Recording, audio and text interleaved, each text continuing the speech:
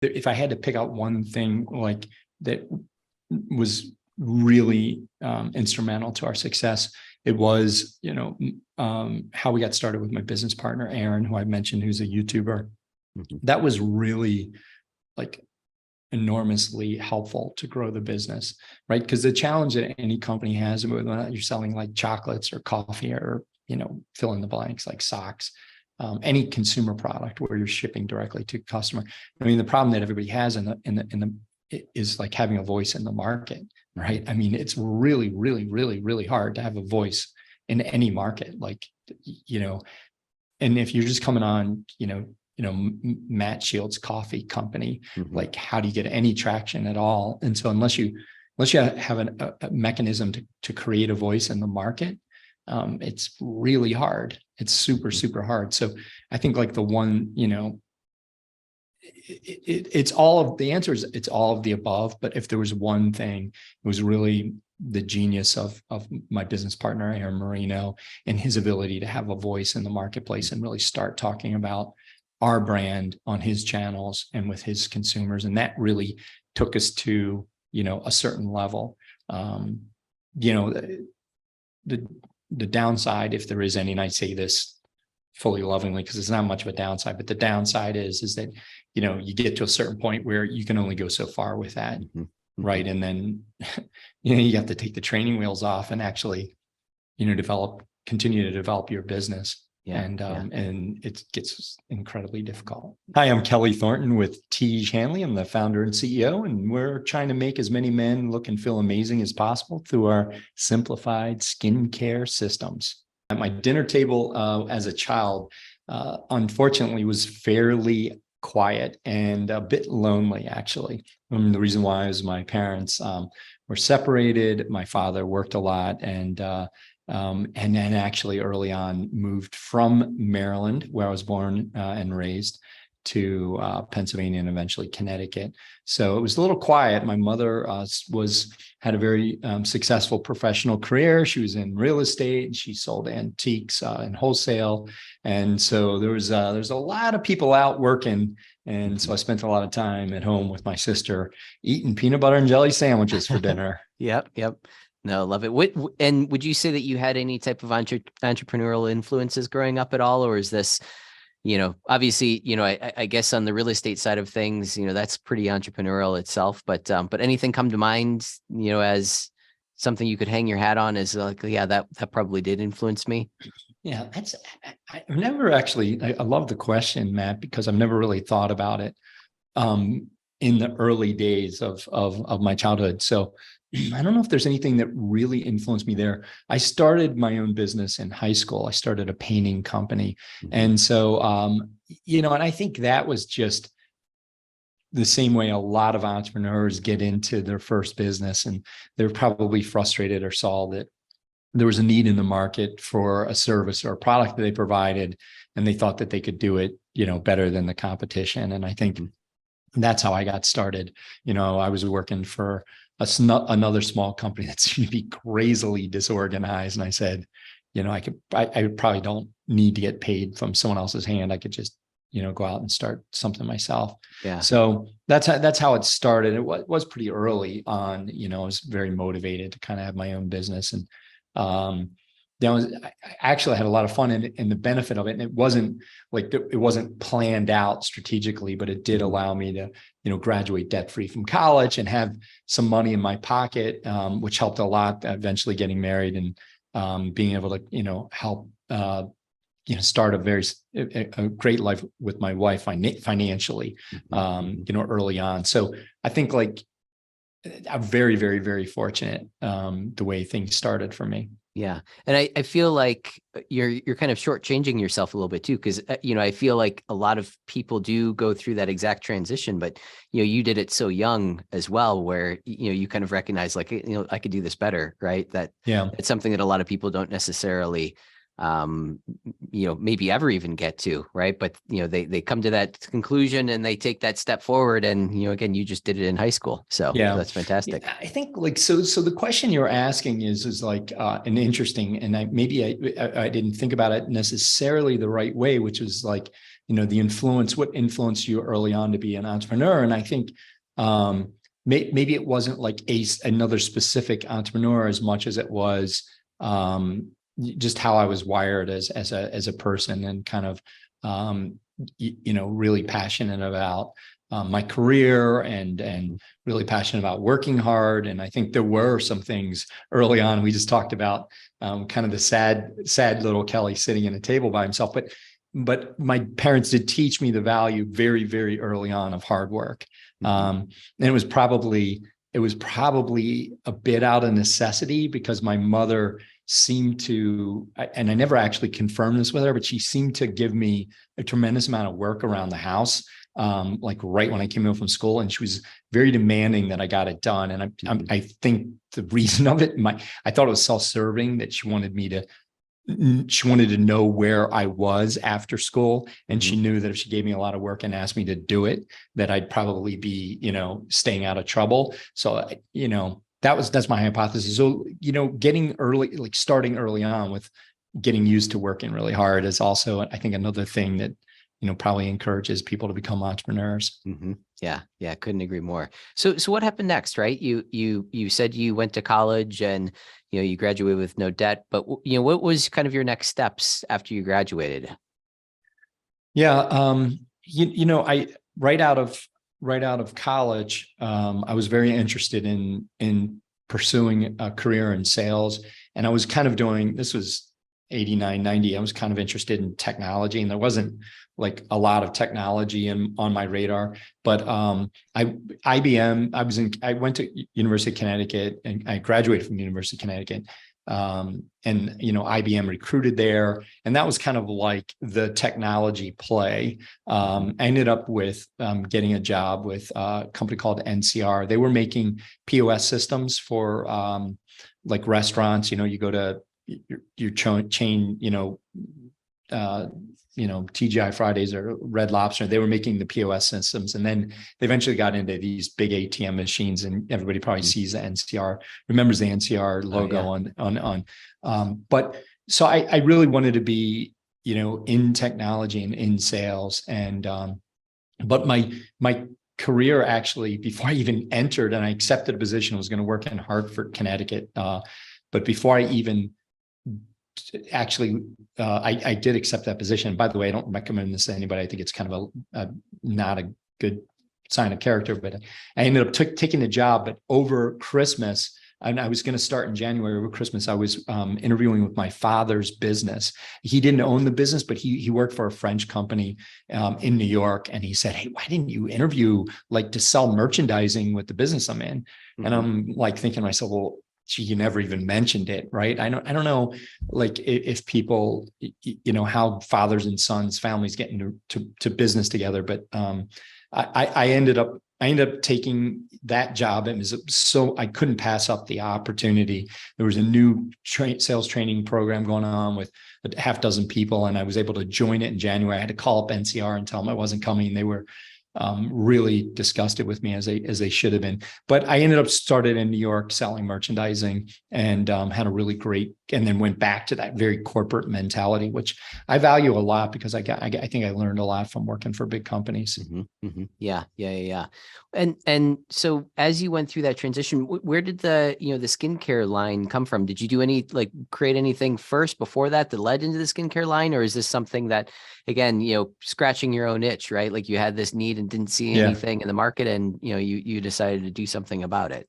Yeah. Well, ironically, I just following perfectly in line with the story. I sold merchandising. My original customers were primarily publishers in New York. So the Stephen King books and like Sports Illustrated and all these things. I was originally selling merchandising to publishing companies. And then very shortly after that, and actually Philip Morris on Park Avenue at 46th Street was another customer of mine, which actually I didn't earn, but I inherited from the owners of the company and helped manage the business, help manage our business with Philip Morris. And that Philip Morris said that they were moving their merchandising buying to Connecticut, to Chicago, pardon me.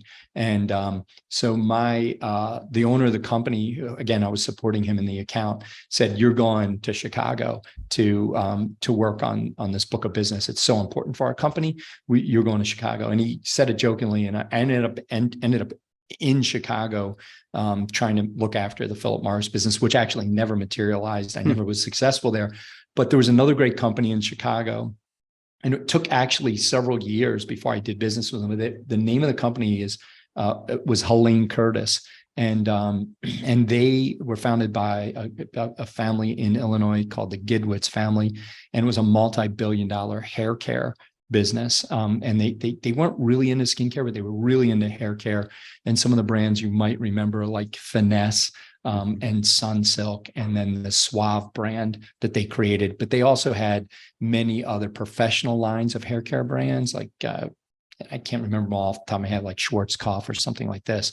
So I really was introduced early on in my career to like personal care and beauty through Helene Curtis, which was eventually purchased by Unilever. And then I really spent a lot of time understanding with my work with Unilever merchandising, like personal care products for men, and they owned, like at the time, Elizabeth Arden, and was kind of really involved in all that stuff. And they wanted to take Suave and make skincare and products and body care products, and Dove Plus Men Care, and really I kind of learned a lot about personal care products through my experiences with my customers. And I just loved the marketing aspect. I loved everything about personal care as a category. Mm-hmm. Yeah. And how did all of that, factor into you ultimately creating your own skincare line? Obviously, that kind of gave you the foundation, but where was that catalyst from? Well, so then I started my second business in 2009. I started a company called Purchase Point, and what we were doing when I was with my previous company, which was, that I mentioned several times, which was International Paper, a division of International Paper, called Shorewood Packaging. We were working with Unilever to design and manufacture in-store point of sale displays, systems, POP systems. I created in 2009 a company called Purchase Point, and what we focused on was the marketing strategy and the in-store shopper marketing strategy around what it takes to convert a shopper via at a retail environment via in-store stimulus like signage and displays and shelf systems and stuff like that. So my first customer when I created Purchase Point was Unilever. And eventually I started doing work for Unilever in London in their global office in Victoria Bankment in London, downtown in central London. Those guys were very, very, very interested in the male skincare category and the male category in general. It was basically Dove and Axe versus Gillette. And it was like really who could dominate in the men's Gillette and Old Spice, which was P&G, their competitors, who could really dominate in the men's personal care space. And so they gave me a global education, taking me all over Asia and South America with my company Purchase Point to really help them understand the psychology of the male consumer around personal care products and skincare and face care products. So that ignited it for me. And then I just saw in particularly my visits with them in Southeast Asia, how massive of a market it is. And I just realized how guerrilla style us Americans, men were when they started thinking about taking care of themselves versus really kind of the rest of the world. I mean, in South America, men were much more concerned about how they looked. And even in Western Europe or Eastern Europe, guys were really concerned about how they looked. And I knew it was just a matter of time for skincare to get popular here, and for us Neanderthals in America to learn that we could actually wash our face and it would improve our skin. Yeah, that's interesting that, that was kind of the I guess the way the rest of the world was, looking at their own personal care. And I feel like, there's, I guess, an element of, that machismo, here in the Right. US, like, oh, I don't need that. That's not me, that's not something that I would feel comfortable with. That obviously is started to change probably in the last 5 years, I mean, maybe for 10 sure years. 5. I mean, it's probably been going on a bit longer, but it's really crazy because you think in South America, and not trying to stereotype at all here, but you think in South America that there would be more, like there'd be the guys that would be less adverse of taking care of themselves is actually not the case at all. Mhm. I think a lot of it has to do with how they're raised, right, and the impact of the mother and the family.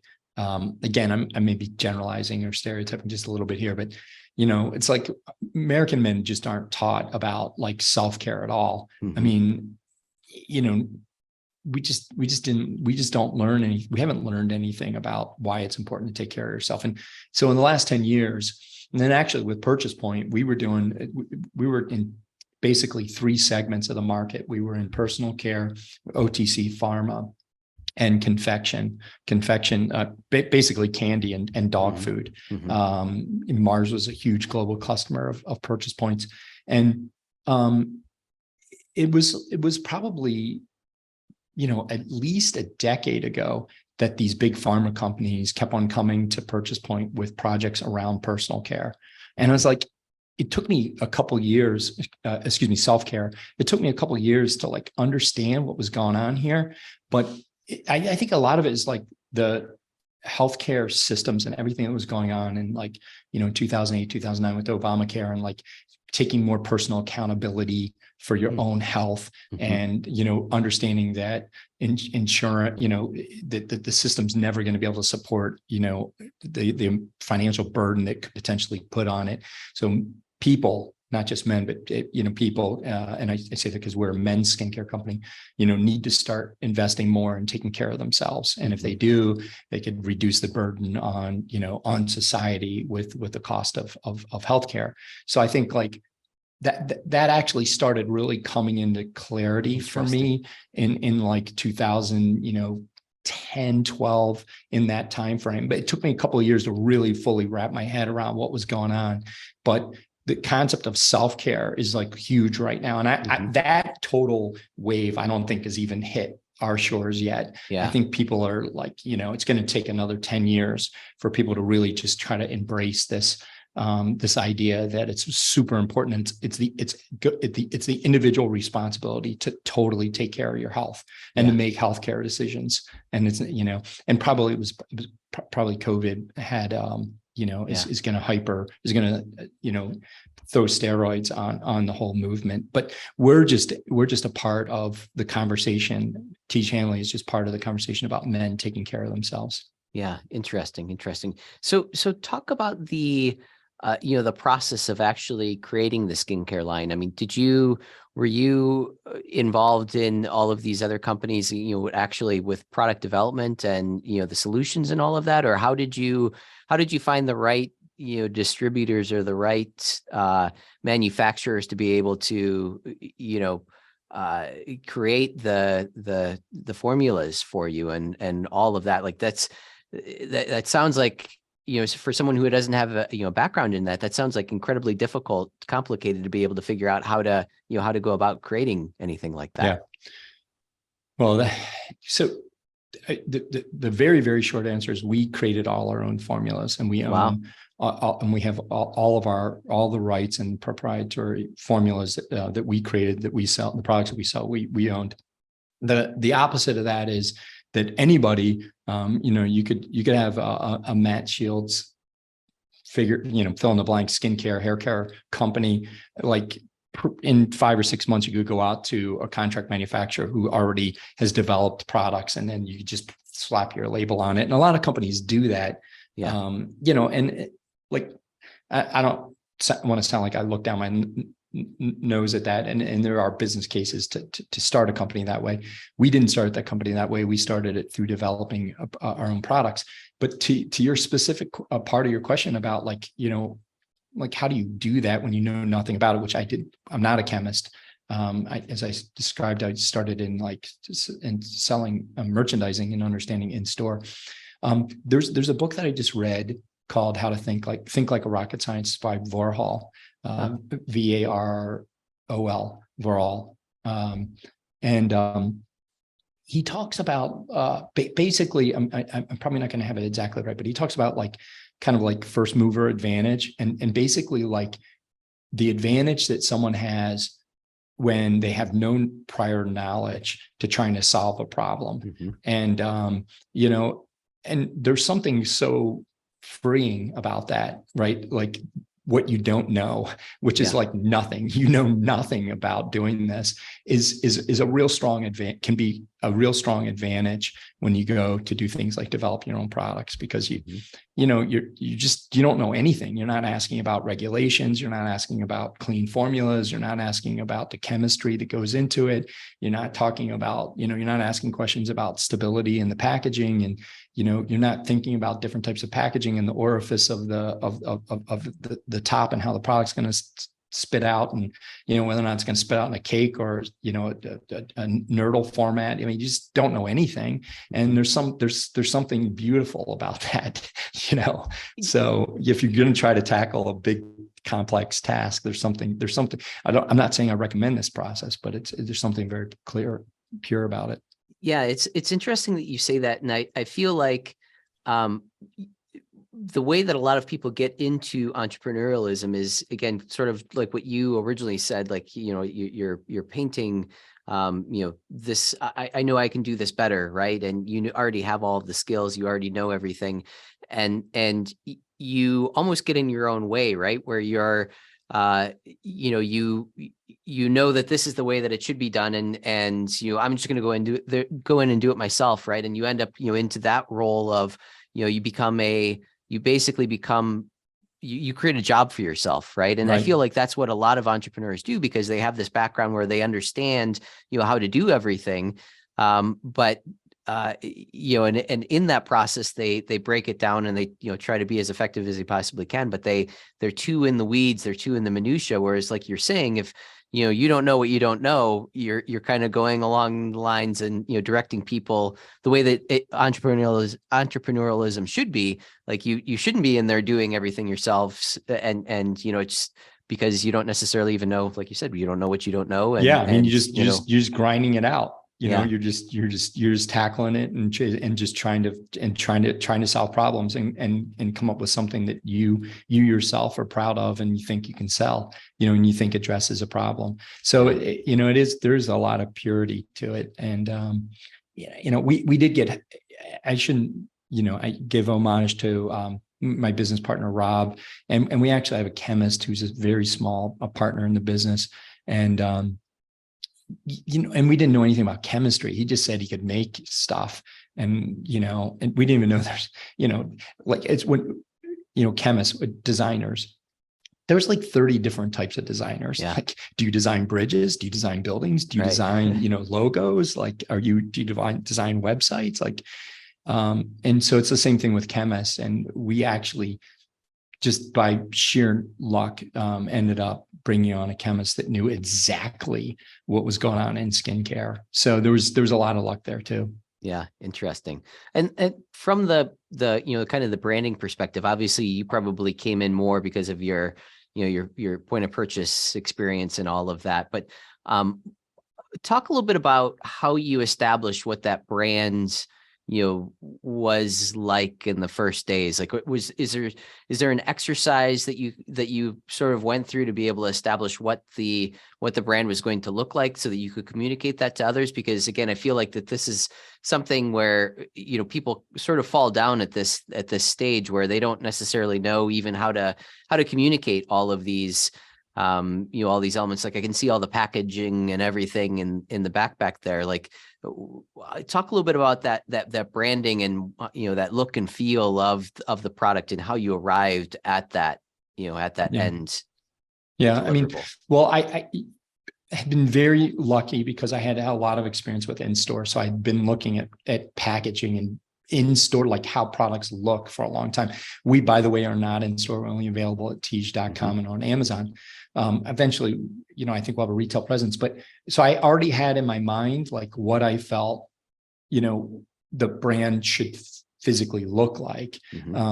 So I had that in my mind. But what's more important is, I think, is like, what does a brand stand for? And what is a brand all about? What's our voice? Like where, and then like, and also not only about what the package will look like, but the problem we were trying to solve. So we're trying to make it easy for guys to get into skincare. So that was the thesis that we came up with in 2015 when we first started noodling around this idea, that we just like want to make it very like easy for guys to get into this category that most men just really weren't engaged in at all. And like, for whatever reason, skincare and beauty is like really complicated. Part of it is it's complicated because there's so much ignorance from, about it. Like, what is a toner? Like, what is a BB tint? What is a clarifying cream versus a regular cream, an SPF versus a non-SPF, a nighttime versus a light daytime, blah, blah, blah, blah, blah, blah, foaming versus non-foaming, sulfates. So we just wanted to make it easy. So when it came to the brand, I had a visual idea of what I wanted the brand to look like. And we were solving the problem of making it, skincare uncomplicated for men. So that like kind of came together as kind of our overarching kind of theme is uncomplicated skincare for men. And then the most important part is, how we talked about ourselves and presented ourselves as a brand. And that all came from my third partner, our YouTube, who's a YouTube influencer, Aaron Marino. And Aaron is like an expert at, communicating to people about what they should be doing with, get the look, how to wear the bands, how to act at the date, how to, prepare for an interview and all of this stuff. So he had a very specific voice about how, and that voice is very truthful and is very empathetic. And which is why Aaron Marino and his channel Alpha M he's so successful, is because he really can dial into how people think and feel. So we really took that kind of whole positioning from Aaron and inculcated it into our brand. Yeah, that's interesting. What did you, when you were going down the path, and maybe this is just an evolution thing, like you mentioned before, right now you're not in any retail outlets, you're DTC, direct to consumer, brand. Talk a little bit about that decision and what that means, what you need to do from a fulfillment standpoint, and how that whole, decision impacts the business, and again, what all is involved in essentially a direct to consumer deliverable, delivery of your systems. So I'm a slight bit of a control freak, and so like, I think most direct to consumer brands get to a point where they just want to be involved on the marketing side of things. And so our company is like goes pretty deep into our supply logistics and, where we get our products from, how we source them, how much American content is in our products. But we actually also warehouse, fulfill, and distribute our products internally at our company, which is, it's kind of a unique thing. And it wasn't completely intentional. Like in the early days, we were doing it ourselves. It was like, my wife and my children, myself were packing boxes at night and during the weekends. And we have great pictures up on the wall, of our main office about, some of those days. But what I really wanted to kind of outsource most of this operational and contract packing and fulfillment. And I always thought that we would when we got to a certain part, but with a certain point of really in volume, like if once we ship, 500 boxes, 1,000 boxes a day, et cetera, we would outsource it, but it never materialized for us. We always wanted to make sure that when we put product in a box, fulfilled an order, and put the label on it, that we would be the last ones touching that box before it gets to our consumer. Mhm. And we didn't want to have anybody else like control that process, because they're going to want to take costs out of it and cheapen our box. And they're going to want to tell us that we can't put stuff in there because it adds too much labor. And, we can't do this and we can't make a change, prior to, a week ahead of time. And I mean, right before I walked in here, we're running our holiday program where we thank all of our customers by giving them a free item in the box, every customer. And we give different levels of thank you gifts in our box. It's our product. We give other product depending on what they're buying. And, we just ran out of one of the top products that I wanted to give away, some of our top tier guys. And,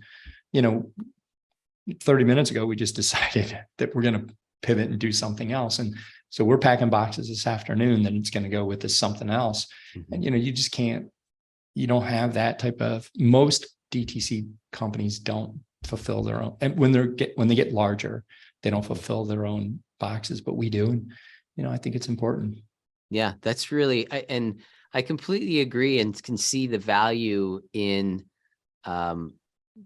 being that last person, even from quality control standpoint, right? You know exactly processes and systems, who packed boxes and or what the issues might have been, or the reasons why this happened or that happened, Yeah. or whatever it is, right? So you can kind of, you can control that entire process. So that makes perfect sense. And I was actually expecting you to say like, Amazon is the person who fulfills everything, and, or some type of, packaging company. So I'm Yeah. really surprised that, you went down that path to do all that yourself. That's It's really funny because we have like, on the fulfillment side of our business, we have actually like, right, we actually like not only pack the box and everything else, but you put a shipping label on the box. Mhm. And we'll have like, and it's actually, our marketing operations office on one side of the building, and we're in a massive building, it's a whole city block. And on this other Wow. side of the building is our, with storage warehouses, primary and secondary warehouse, and co-packing and outbound shipping. And I was over, I walk over there and my friend Matt back there, holds up the box and says, "You see this?" And I'm like, "Yeah." I'm like, what's up?" And he's like, "Yeah, this guy lives right on the street that I grew up from. Grew up in." He's like, he lives on the block that I live in, that I grew up in. And we see it all the time, like every single time, like Yeah. This guy in Maryland, like, lives next to the high school that my best friend went to. So Yeah. it's cool. It's cool being, that connected to your customer. Yeah. Yeah. And from, growing the company to the level that you're at, what would you say is, been the most impactful elements to that growth?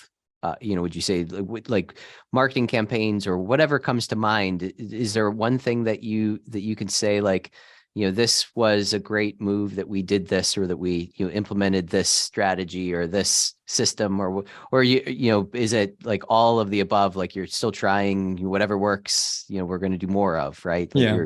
Well, it's all, I mean, look, if I had to pick out one thing like that was really instrumental to our success, it was, how we got started with my business partner, Aaron, who I mentioned, who's a YouTuber. Mhm. That was really like enormously helpful to grow the business, right? Because the challenge that any company has, whether or not you're selling like chocolates or coffee or, fill in the blanks, like socks, any consumer product where you're shipping directly to customer. I mean, the problem that everybody has is like having a voice in the market, right? I mean, it's really, really, really, really hard to have a voice in any market, like, and if you're just coming on, Matt Shields Coffee Company, Mhm. like how do you get any traction at all? And so unless you have a mechanism to create a voice in the market, it's really hard. It's super, super hard. So I think like the one, it's all of the answers. It's all of the above. But if there was one thing, it was really the genius of my business partner, Aaron Marino, and his ability to have a voice in the marketplace and really start talking about our brand on his channels and with his consumers. And that really took us to, a certain level. The downside, if there is any, and I say this fully lovingly because it's not much of a downside, but the downside is that, you get to a certain point where you can only go so far with that. Mhm. right? And then, you have to take the training wheels off and actually, continue to develop your business. Yeah. And it gets incredibly difficult. Yeah. And was he, I guess you can consider him an influencer. Was he an influencer? Did he have that voice prior to Yeah. coming on board? So we already had that. So then the Yeah. next question would be, was this intentional? Did you basically think of, we need some type of an influencer, we need someone who has a voice, with these customers, and did you seek him out, or was this, kind of a happenstance introduction that, hey, this might work? Like, how did that work? How'd that come together? I don't know how often you talk about luck in business, right? It's a funny conversation, right? You make your own luck, hard work leads to luck and all that stuff. And that all is true. There's no doubt you make your own luck. I mean, if we not called Aaron and myself and Rob, who I mentioned before, looking for someone to give us some guidance around, is this a good idea? Would you help us talk about our brand to your customers and everything else? That was important, right? The luck part came in that Aaron was really interested in men's skincare. He was really, really interested. He had been thinking about this category as a category that he might be able to do something in. So that's where the luck part came in. Aaron was really engaged in the category, and right place, right time, right? We connected with him when he was already talking about hair care, because he has he was just developing a hair care brand that was already on the market. He was on Shark Tank for that hair care brand called Pete and Pedro.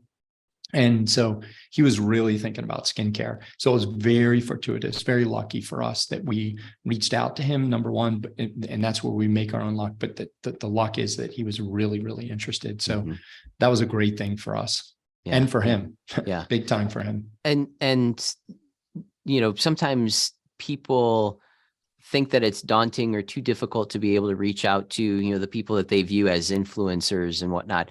Would you, do you have any, connection thoughts or ways to kind of break through that wall or anything that, might come to mind that you might be able to try today, or that you've tried, in the past, to be able to get through to those people that you're looking to get connected with? Yeah, I think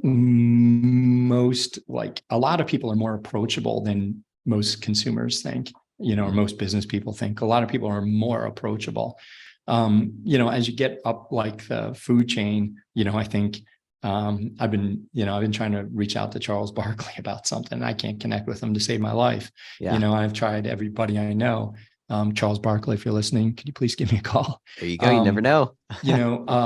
But so I think like even moderately famous people or moderately important, say business people or whatever, you could probably connect with if you tried hard enough. I don't think it's that difficult. I've connected with a lot of head of big businesses, directly, by just kind of reaching out and saying, hey, I want to, I want your advice on something. I want to help. I've got an idea or something like that.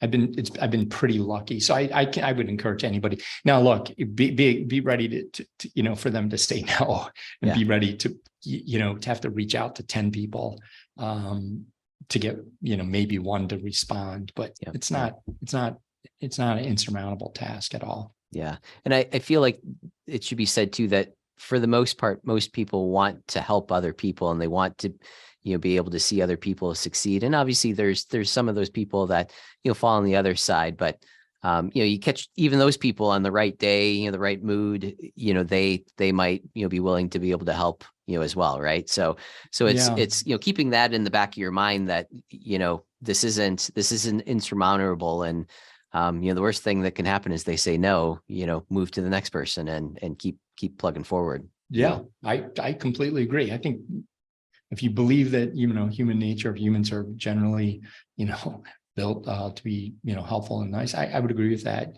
You're going to run into plenty of people out there that aren't going to be interested in helping, but, if you don't reach out, right? Yeah, you never know. You never know.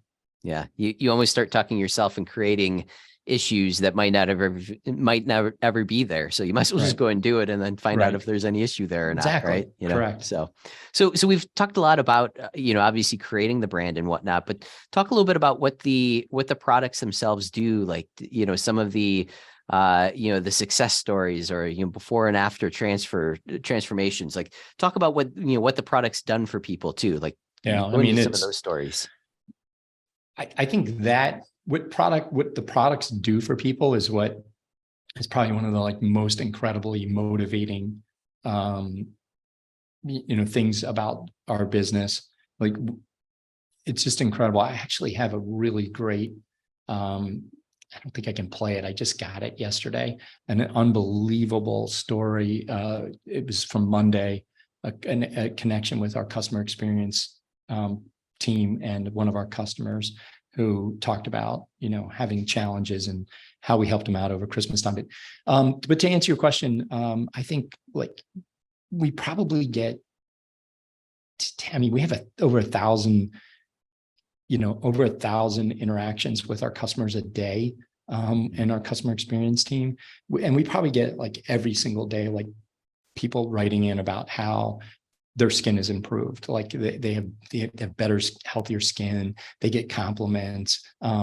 So that's a really reaffirming part of our business. And we do try to do as much as we can to really help people, like, sticking with their skincare routine. And answer your question, we have basically like 6 core products, individual products. We basically sell 3 different systems.